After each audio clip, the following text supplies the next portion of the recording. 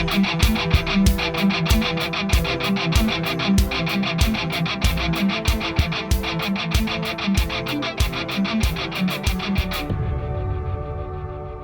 is Dr. Jerome Corsi, and today is Thursday. It's May 4th, 2023. Thank you for joining us here at thetruthcentral.com. We do podcasts every weekday. Let's just jump right into it. There's a lot we're going to cover today. First of all, the Federal Reserve, again, yesterday raised interest rates. They brought them up to a 16-year high. I think the Fed is really, at this point, trying to cause a recession. I think the Fed knows that the problem is this is not a demand-caused recession. The demand of the economy is actually weakening. This is a inflation that's caused by printing too much money. It's the modern monetary theory. The left just thinks you can print money. It's fiat currency. We can print more money to pay off the debt. We can print more treasury bonds and have the Federal Reserve buy them and the banks buy them, and everything will be fine because it's all made up anyway. Well, that's causing inflation, and we're in a stagflation, which also has an energy component to it, because at the same time we're printing money, we're trying to shift the economic they call it a transition, energy transition. We're going to go to solar, wind, and batteries instead of hydrocarbon fuels.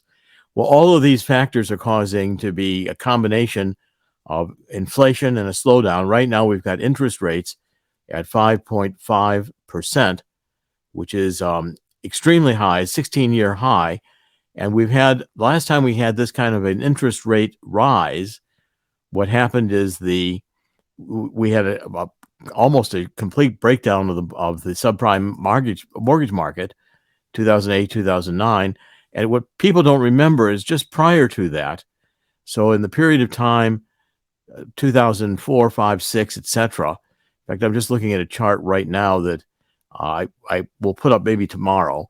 But we had a plateau of interest rates that plateaued about just about a little above 5%, right where it is today in 2006. Well, then in 2008, we had the subprime market crash. Well, right now, today, we're back up at that 5%, up from what was a zero interest rate for the initial year of the Biden administration, where the Fed was still trying to repump up the economy. They did raise rates during Trump, the Fed did, and that was not enough to make an impact because the economy right now we're facing with massive inflation, and the inflation is not going away. I'll cover that in just 1 second. But what I'm saying is that where we are today with interest rates is the prelude to a crash in the mortgage market for homes, which are now about over 6% for financing homes. And at the same time, we've got commercial real estate, which is largely vacant. So the Federal Reserve, by trying to raise rates now, are fighting an inflation which is systemic because it's impacting the services. Essentially, people have to understand that with this inflation now, in paying more for food, paying more for transportation, paying more for clothing, paying more for all the basic health care, all the services that we use, that's where the inflation is. And so this is not going to go away because these are things that basically people have to live, can't substitute for. You have to eat, you have to be healthy, you have to deal with clothing children, you have to get school, all the things you have to pay for. Those are increasing. That's the big issue here. And energy will start increasing again too, especially as we get the shift into the summer travel seasons, as we get more people wanting to move around with the summer. So the Federal Reserve is saying they're going to pause raising interest rates because they know if they keep doing this, the economy is going to completely tank. And that's the next story I want to cover. We're going to try to move through some of these stories fairly quickly today because we've got a lot to cover. The next one I want to cover is this troubled California bank, PacWest. I was watching it all day yesterday. Its stock cratered 60%. This is a bank whose stock is now trading for dollars, a couple dollars, when it used to be trading pretty high. And in fact, PacWest shares surged actually when at 17% when the rates were stabilizing at the end of March, when they thought everything was okay. Jerome Powell came out yesterday. I thought of playing one of his clips, but I listened to it and it was hard even for me to watch because these guys at the Fed learn to talk this Fed speak, and they say, oh, everything is okay. Powell actually said yesterday the U.S. banking system is sound and resilient, and he promised that the Fed was going to learn from these lessons so it wouldn't be repeated again. Then he left the podium, and what happened on Wall Street was PacWest shares went straight down, and they are looking now for a buyer or a bailout. It's a Beverly Hills bank. It's another one of these prestige banks that was in the ESG, this whole environmental movement to have investing in green companies or companies that don't produce too many emissions. This is just the beginning. All the deposits leave these banks, and at these interest rates, the banks have assets which are going south. In other words, their treasury bonds that they hold in assets were purchased, many of them in the zero interest rate environment. They have to be marked to market. There's beginning to be more mortgages that are failing. You start seeing mortgages being delinquent. Those numbers will go up. And then, foreclosures will start happening in the economy. And when that happens, you're going to have a collapse of the real estate market. That's also been being reported very quietly. You have to look at some of the alternative sites to essentially see it. But the subprime auto market is down. Okay, so subprime auto loan bonds are a huge mess. These are things people don't look at. The derivatives market, which is trillions of dollars, is at jeopardy of crashing. So, what essentially is going to happen is that we're into a meltdown of the economy. And it's not going to stop easily because the Fed has lost control fundamentally. The Fed, if it raises rates more, it's going to throw the economy into a massive recession. If it doesn't raise rates, we're going to have inflation, which is also ruinous to the economy. Now, I want to go to this euro story because we're finding here again in the euro market, this is 20 countries that now use the euro. The annual rate of inflation in services rose to 5.2%, which is another record. It goes back to 1997. And so the services inflation is the biggie. That's what they're writing about. And this Wolf Richter is a very good columnist. I follow him quite a lot. This is at wolfstreet.com. He's saying basically the majority of what consumers spend their money on goes to services, just what I'm saying: healthcare, education, housing, insurance, telecommunications, streaming, subscriptions. How many of you have subscriptions you don't even know about? You take a look at your credit cards and look at all the subscriptions you've got that you're not using. Airfares, lodging, restaurants, meals, repairs, cleaning, financial and legal services, haircuts, etc. All these are going up. And it's happening in Europe. The next thing that will happen in Europe is the banks will start failing, just like they are here. It's what happened in the subprime market. I remember in 2008 when the banks were closing here. That was the subprime crisis. The banks started closing. And I was in London, and as soon as it happened in the United States, a few months later, I was in London, and it was happening in London. So this is going to happen across the world. So essentially, the biggest cost component for many services are wages, which have been increasing in the Eurozone. Service providers are now able to pass these increased costs to consumers via higher prices. And this manner, it feeds the inflation. Okay, now this again is a problem that will hit Europe the same way it's hitting us. Overall, the CPI, which is the Consumer Price Index inflation in the Eurozone, began surging in 2021, a year before the invasion of Russia, before Russia invaded Ukraine. In October 2021, months before Russia's invasion, the Eurozone rate surpassed prior records. That's when it was hitting up closer to 8%. This came after years of reckless money printing and interest rate repression. The Eurozone, which is again what we did, we artificially kept interest rates at zero. Obama could tout economic growth.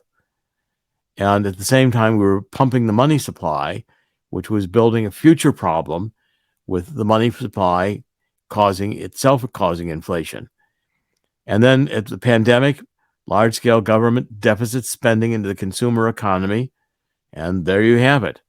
Basically, the sharp drop, the peak was 10.6% in October of the cost consumer price index inflation in Europe. It's coming down a bit from that. But the problem is Europe's got the same difficulty we have here, which is that if the Eurozone raises interest rates, it will depress economic activity, cause a massive recession.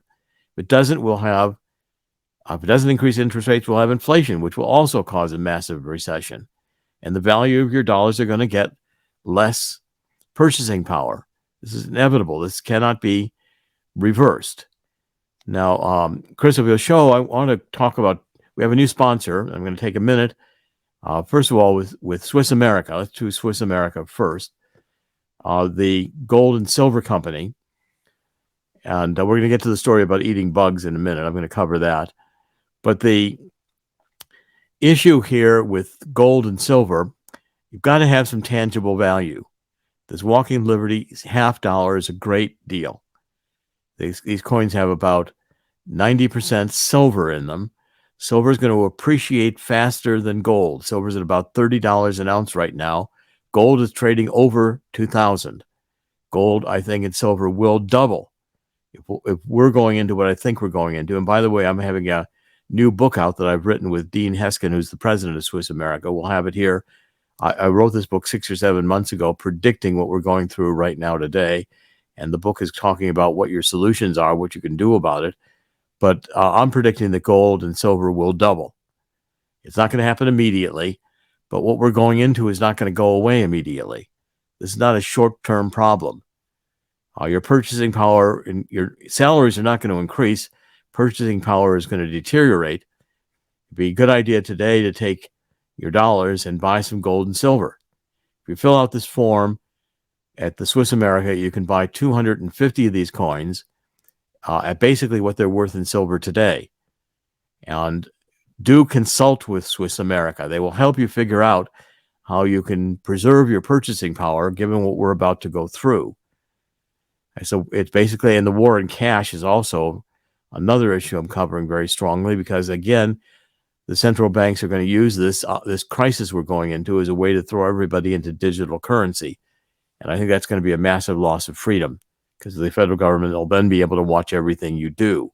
We've got to decentralize these things. Gold and silver puts your purchasing power back in your hands. And it's also not monitored digitally in terms of the central bank monitoring everything you do to spend money or earn money. We also have a new sponsor, and I want to talk about this for just a minute. The Macmillan Agency is joining us. I'm very close to Matt, and he's a young guy. We're doing annuities, and I've been in the annuity business. I spent almost 20 years working with banks and annuities. I had 2 companies that I worked with, marketing companies that sold over $1 billion in annuities and mutual funds a year. I did that through the 80s and 90s. And if you'll fill out the form in this, Chris, if you scroll down to the bottom, there's a form. Matt specializes in, and I've worked with him extensively. I'll be involved with helping him with this. But we have top annuities. When interest rates go up, annuities are a good investment because you're going to get interest rates and they're deferred in terms of the tax you pay out. You don't pay income tax while the interest is compounding.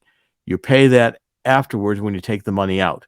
And then you take it out a little bit of time. You take it out when you're older, when you have less income, and you pay lesser tax on the interest that you've earned tax deferred.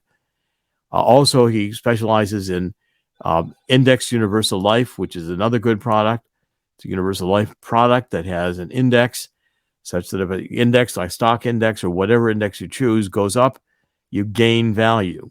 If it goes down, you don't have any losses because it's a fixed annuity. So you have a fixed rate of return in the product, regardless of what the index does. He also does the mortgage term, so you can protect your mortgage term.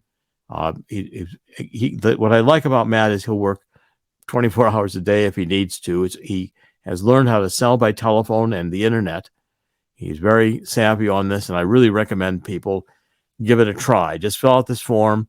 Matt will help you, even if you've got an annuity that's not paying very much. If you have it, your surrender charges are about gone. Matt can surrender it into a new higher yielding annuity. Please take advantage of these. What we're going in an economic crisis, I think these are two sponsors I'm very, very much in favor of. Okay, let's go back to the news. This next story is another one that's concerning me. I read the news today. I get up every morning to really survey the news, and it's just astounding to me what's going on.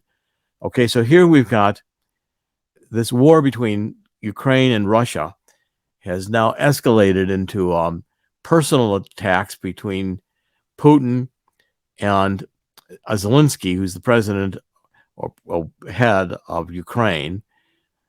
Basically, there was a drone attack in the Kremlin, and Ukraine is saying, "Oh, that was staged," and Putin is saying, it's a false flag. Putin did that in order to escalate the tensions with Ukraine. That's what Zelensky is saying, and Russia's saying, basically, if Ukraine wants to kill Putin, the consequences are going to be dire. So now both countries, in fact, Zelensky is talking now again about having us, the United States, take steps to escalate our first strike capacity and to make it clear that we were willing to go to nuclear war, which to me is just astounding. The amount of talk about nuclear war I have not seen since the Cuban Missile Crisis, which was 1962.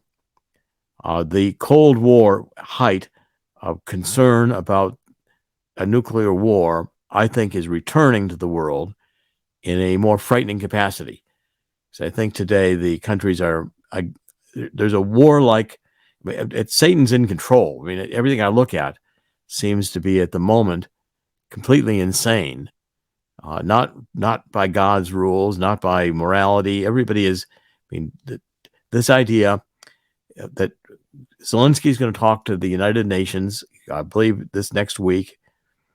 He's now in the Hague. He's making his tour this is his publicity tour. He's basically saying that we need to ramp up. We need to counter Putin's threats of nuclear war. He's going to launch a counteroffensive in Ukraine in the spring, which is now. I think it'll fail. Russia's going to escalate the war because Putin's not going to lose. And we're fighting a proxy war because we're putting another $300 million into military equipment for Ukraine, which is just insane. And this tension is extremely serious. We've got this tension going. We've got it ramping up in Israel because Russia and Iran and China are now together. Iran is supplying many of these drones to Russia. China's in the middle of this with Russia. And the BRICS nations are beginning to form their own coalition, which will rival in time the economic strength of the G7. The BRICS nations, of course, are Brazil, Russia, India, China, and South America. That's where the BRICS comes from. And that's also a group that wants to de-dollarize. So that's another threat to the United States. Chris, do you want to comment on this so much? I was going to give you a minute ago, but I got carried into this story right away. Do you want to comment here? There was a lot of talk about these drone strikes, and I do understand the point of view that it might have been a false flag. If one thinks about it, if it wouldn't make sense to send a drone out to assassinate a leader, what happens in the future? That opens said leader up to assassinations in the future. There are rules to engagement and rules of engagement, and I understand that some nations, rogue nations, do not follow them.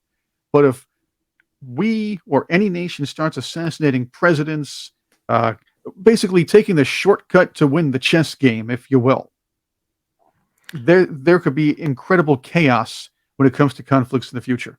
Well, it's happening, and I think Ukraine is going to continue to descend into madness. Russia's destroying the cities. Russia's destroyed the infrastructure. Of course, companies are lining up to rebuild Ukraine and make billions of dollars doing so. But the point is, this is a destruction period of time we're in right now, and it's very frightening. I want to move on to this next story, which is one that really, I can hardly believe this story. I mean, this is one I've been following, and the story is about Switzerland wants children to eat insects, less chocolate, more insects. I apologize for the disgusting picture we put up there, but this is really happening in Switzerland. Children in the schools are being taught the pleasures of eating mealworms, locusts, and crickets. So one morning, students at a middle school outside Zurich gathered around a table laden with snacks made of insects. And they scooped up spiced mealworms, crickets dusted with paprika, and crackers made from flour from ground up crickets. Now, I mean, this to me is absolutely disgusting. We used to have a lot of care to make sure that there weren't insects in our prepared food. Insects are rodent hairs. I mean, we try to have clean, well-processed food. Now we're processing insects for consumption. This is all part of the global warming movement, which I'm maintaining is not about energy. Carbon dioxide is not a threat to human civilization. It's not going to warm up the planet unduly. If you'll just read the books I've written on this and others that have written as well, it's increasing. I think people are saying this climate change is garbage. The actual climate science is much more complex. We've had a lot more carbon dioxide in the atmosphere when we've had ice ages.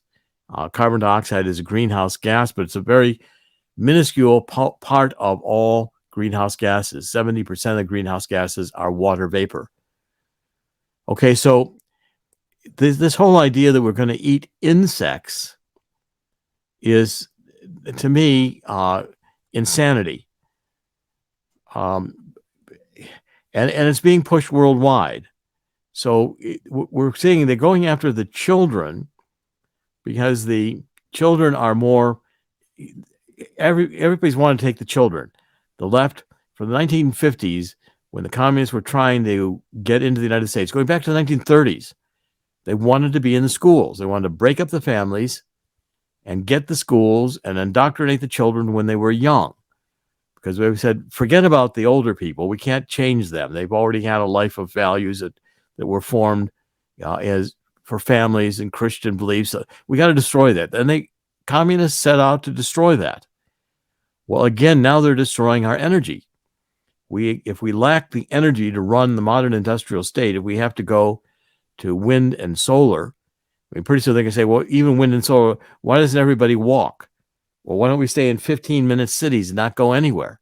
They're absolutely insane. The idea of eating insects, we could produce all the food we need in a way that is healthy and we are meat eaters. We're carnivores. We're not made to eat insects. And they say, well, insects have lots of protein. Yeah, well, they're also disgusting. Excuse me, but they are. Chris, what do you think? They always say it's high in protein. I've heard that several times. This has been going on for a rather long time. I know there are other countries where snacking on a scorpion might be a delicacy, but that's because it's fun tourist food in certain areas. Okay, we get that. Making this an actual a dietary a need, if you will, or a manufactured need. It's been happening for a little while. There was a story last year in Germany. There are schools who were feeding the kids their mealworms. Oh yes, okay, and they were espousing the virtues of mealworms, and these kids are chomping away at it. Something, oh, they're not so bad. At least that's what the comments. Those are the comments the news articles talking about. That's when they pick up. Oh right. yeah, these things taste good. I like them, and they have pictures of children munching on snacks of insects. And there's no way in schools I would be eating a bug unless somebody paid me $1. That was the requirement. Remember, hey, I'll give you $1 if you eat a bug. Of Well, course, I'll take the yeah, dollar, yeah, but I'm okay. not doing it just because some company says so. Well, look, we're going to introduce the kindergarten children to sex, and by the way, we're going to have them eat bugs. I mean, now, give me a break. And it's better than synthetic meat. That's another one. Oh, synthetic meat. Yes, that's Bill Gates wants to do we're going to grow the meat in the laboratory, and it'll be just fine. Or maybe we'll make the hamburgers out of crickets. I mean, how are we going to trust what we're eating pretty soon? I think that's the idea. And then you can shut down the farms. Put down vaccine. Well, we're doing that's the next story. Okay, let's go right there. The EU is backing this controversial Dutch plan to actually shut down farms. Oh, Let's just quit farming.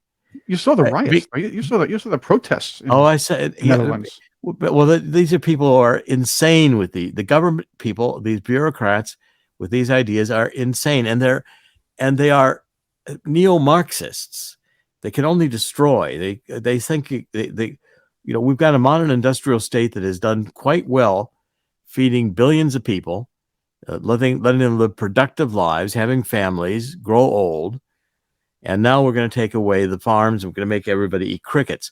I mean, this is all because of global warming, because they say the nitrogen and the others, the animals produce methane, and so therefore we have to quit farming.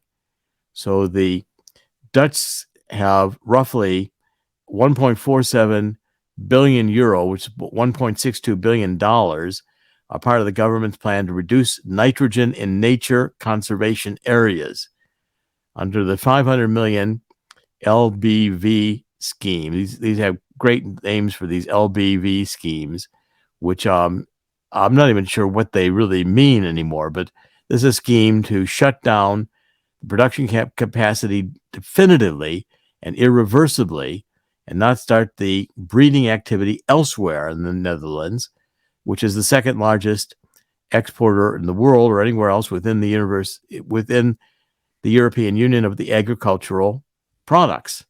So they're going to shut down their farming. Well, this doesn't make any sense at all.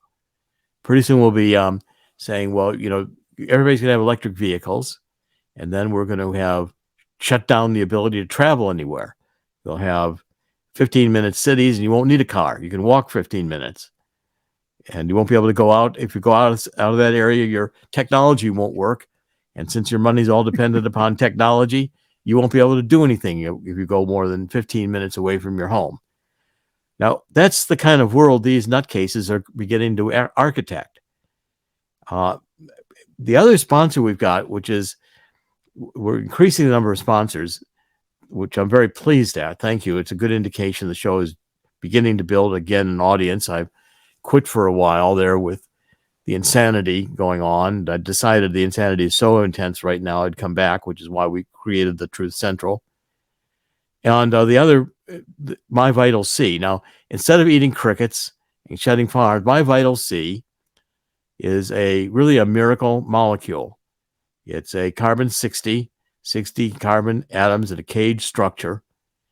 And it does promote longevity, health, energy. It's an antioxidant. It's an anti-inflammatory.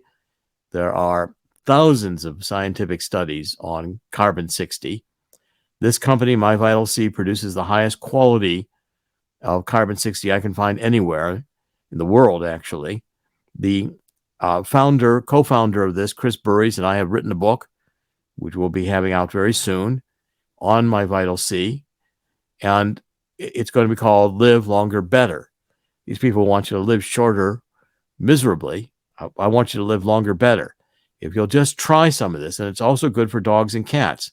I'm promoting things on this website that, if you'll use them, will help build your lives productively. We've got to start this thinking one by one. We've got to basically be concerned about children in the schools and how they're being indoctrinated, because it's becoming an indoctrination center. Kids don't know how to even add any longer, but they can talk to you at length about microaggressions. Okay, so by the way, also I see today that Biden, the New York Post has it on the front page. Biden evidently was a vice president. The Department of Justice had information that he was taking bribes. I mean, it's amazing to me Biden wants to run for re-election. I mean, this is a, weekend with Biden's. I mean, they're going to be propping this guy up pretty soon. It'll be like Weekend with, what was that movie, Chris? Weekend with Bernie? Was that what it was? It was Weekend at Bernie's. Yes. Weekend at Bernie's, yeah. Yeah, it was two of those movies too, by the way. Yeah, they were actually kind of funny. But this is going to be Weekend at Biden's, Weekend at Joe's. I mean, it's what country would have a president, the oldest president in the history of the country, who appears to be going into dementia? Now, why would we do this? Why would anybody vote for this guy? Why don't we have a president that's dead? That we can make him say things that he won't care about because he's dead. Maybe we should do that. I found a meme that you might like. Here it is. Here's what you were talking about. I'll get that for you in just a moment. Yeah, the movie itself was they were propping up a dead guy for a long time, so they can, I guess, to get some kind of promotion or some kind of, because there were young guys in the business. Well, here's what the parody you're talking about. Let's get that up here. Yeah, Weekend at Biden's. Although the two guys are more like the news media, I guess, at this point. I don't know. I mean, it's a podcast. It's funny, but it isn't funny. I mean, who we're contemplating talking about nuclear war? We're talking about the banks failing again, inflation going through the roof, and Biden running for re-election. I mean, I actually think that Kennedy Jr. running, and Robert Kennedy Jr. Is going to pick up momentum. He is a Kennedy. He looks good. He is still liberal, but he is not a neo-Marxist communist who is, this critical race theory and the critical theory of this and that which comes out of the Frankfurt School, where a group of Marxists in pre-World War II Germany came to the United States and started writing crazy books about how we should destroy the culture of capitalism. My next book on the truth about neo-Marxism, it's in print. I've got the final version to edit this weekend, but it will be going into print right now. It'll be about the truth about neo-Marxism, cultural Maoism, and anarchy. It's my sequel to the truth about energy, global warming, and climate change. There it is on the screen. I'll be writing another one. It's a trilogy. The third one will be about transhumanism. I really encourage you to get these books. These, I think, are some of the best books I've written. And there's some science in them. And this new one will have political philosophy. But they're going to be worth your time to master them, because you'll begin to understand how these lies are constructed and how much we've been lied to. I want to wrap it up. I like to stay as close to a half an hour as we can on these broadcasts. This is Dr. Jerome Corsi, and I always say at the end, God will always win. God will win here too. God always wins in the end. And sometimes it looks pretty dark and dim, but these are times when we're tested, and when we come out of them, we'll come out of them stronger. Thank you for joining us. This is Dr. Jerome Corsi. Today is Thursday, May 4th, 2023. We'll be back again tomorrow. God bless. Thank you for joining us.